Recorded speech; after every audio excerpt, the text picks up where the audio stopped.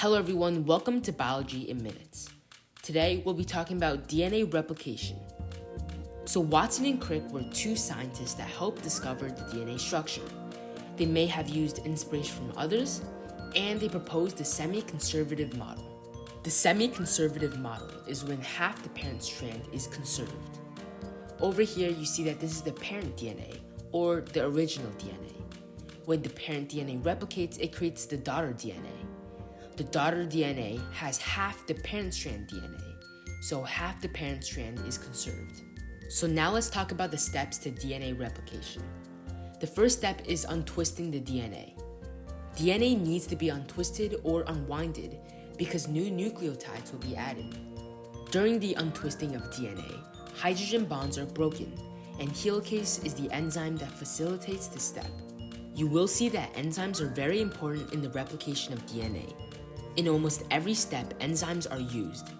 In the picture right here, you see that the ladders are actually hydrogen bonds. The red shape is helicase, and helicase helps break hydrogen bonds. The second step is to actually synthesize the new strand. In this step, DNA polymerase is used. DNA polymerase adds the corresponding nucleotides to the daughter strand. A very important thing about DNA polymerase is that it always adds nucleotides from 5' to 3'. Now here we have two DNA strands.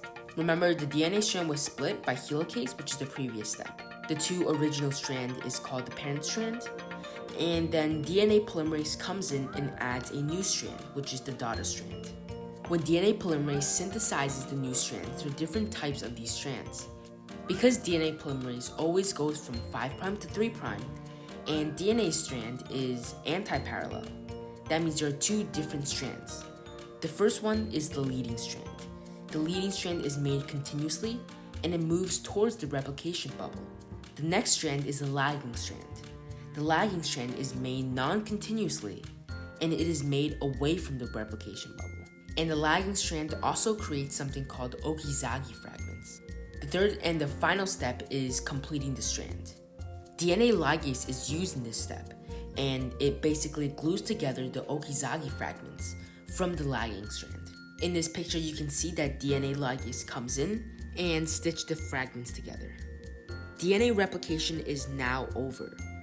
Now what we have is another identical strand of DNA. Cells produce new DNA by DNA replication, and it makes sure that each cell has a full instruction manual to operate properly. That's it for this video, guys. Thank you for watching, and I will see you guys in the next video.